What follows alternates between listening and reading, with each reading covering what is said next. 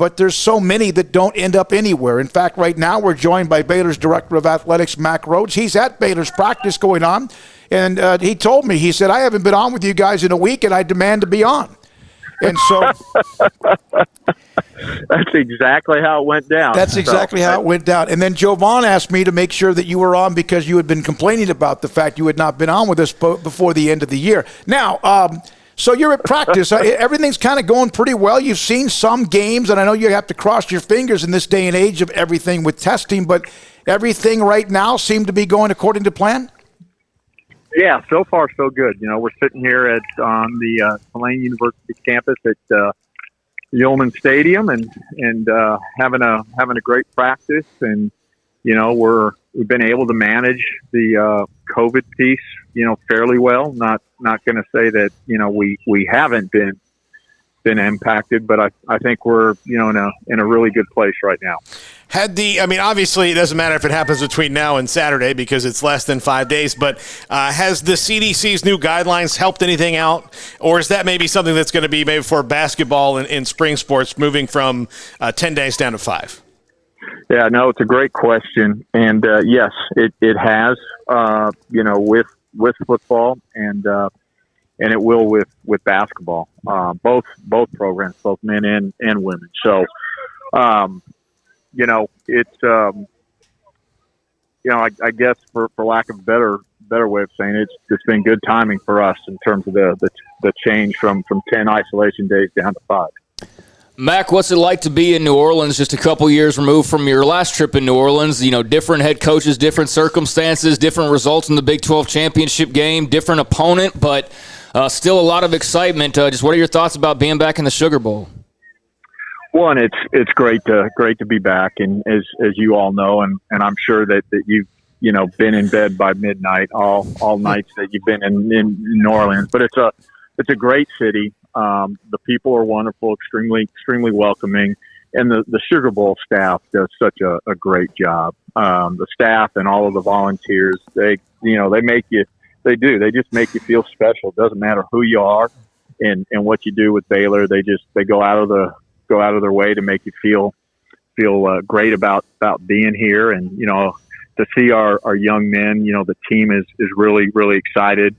They had a bowling event last night, and again, just team only, tier 1, and I know that they were excited and had a great time, and so they're balancing. You know, there's a time to have some fun, and then there's a time to be locked in and get some work done, and you know, they're in the process of doing that obviously right now. But it's great to be back, and you know, you feel blessed to be, you know, in the Sugar Bowl 2 out of the last three years.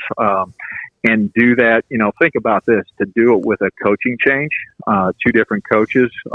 You feel really fortunate. And do you feel it's a completely different atmosphere with who your coach is and what you all have been discussing as we've asked you and you've discussed with us on this show? And it doesn't, you know, whatever happens Saturday night is whatever the football players do and what the staff, but there's no circles of any type of uncertainty?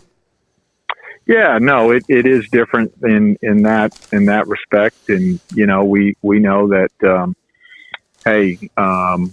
whatever happens, you know, in the game, we know that, you know, Coach Aranda is going to get right back to work probably that next day or 2 days after, and be focused on Baylor. And obviously, we've got to replace one position coach, and so, you know, he'll get after that. And heard you all talking about the transfer portal, and you know, we've certainly been active right now in that, and you know, contemplating and looking and having appropriate conversations, and you know, that will continue and be a focus once the game's over.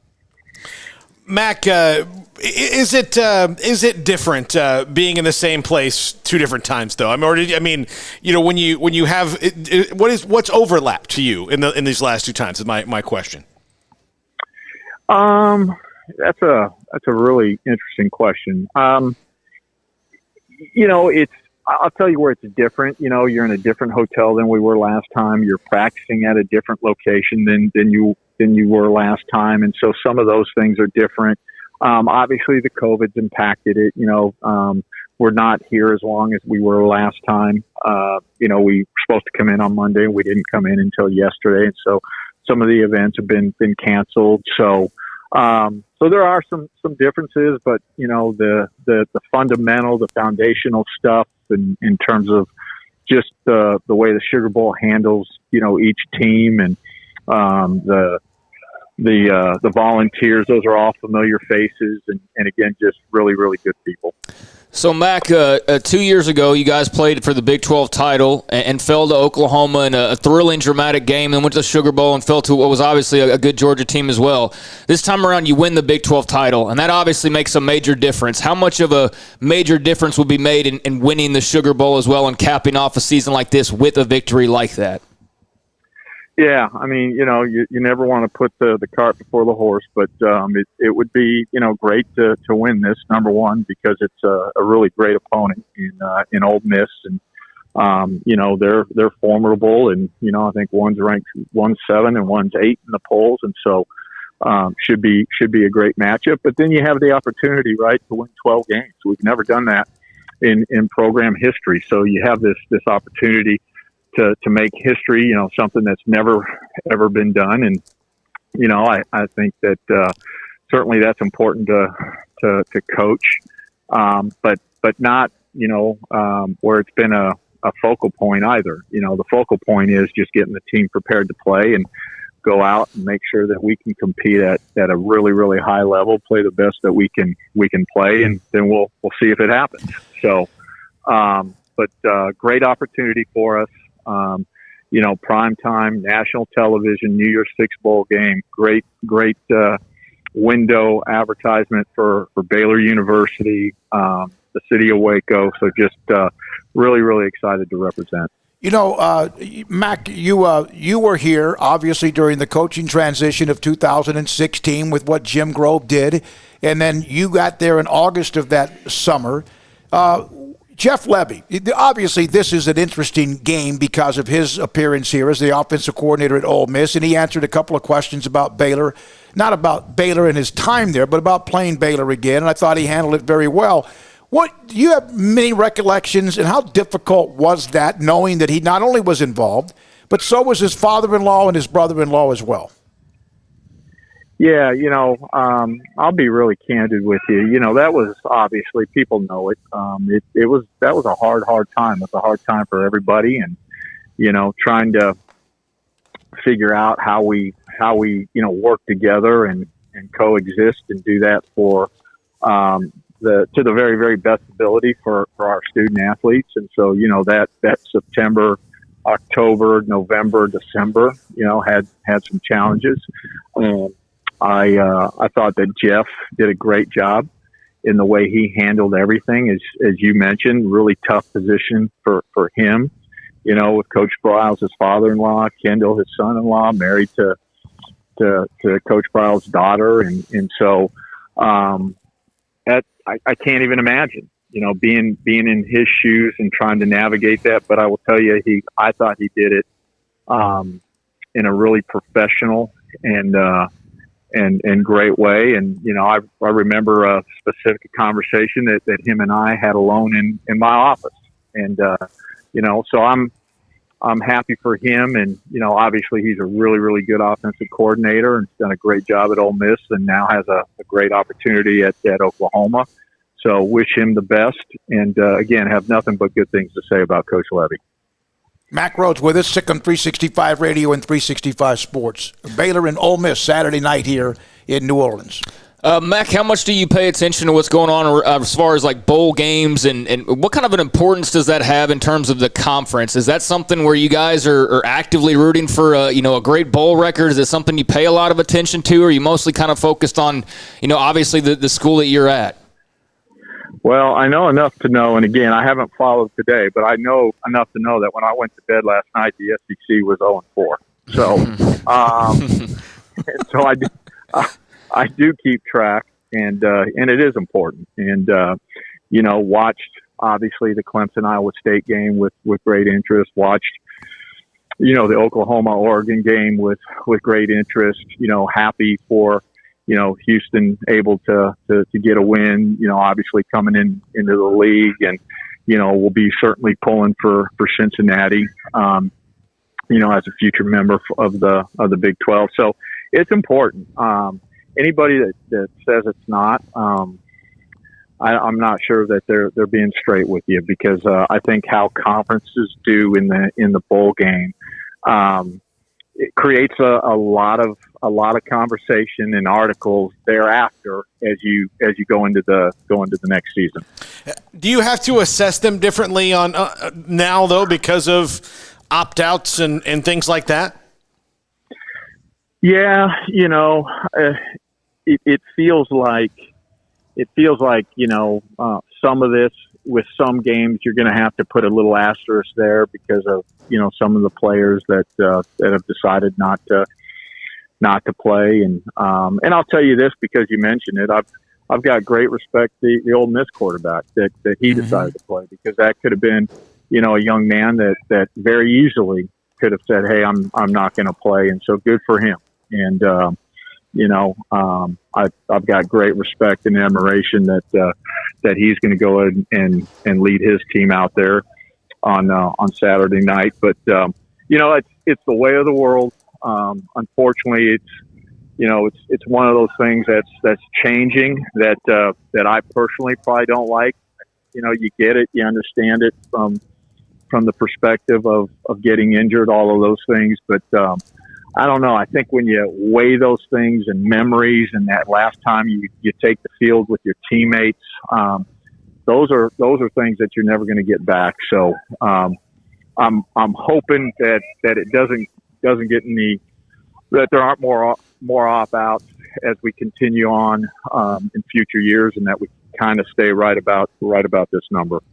Well, Mac, we had George Teague on the show yesterday, and his Sugar Bowl performance was legendary against Miami. And he even said, he hates the opt-outs, and if his career would have been different, he would have been drafted maybe 2 rounds lower than he was had he not played in the bowl game. So maybe those things need to be conveyed to the players a little bit more. And in the new world of NIL, there might be a way of incentivizing them to play in these bowl games outside of the university anyway, won't there?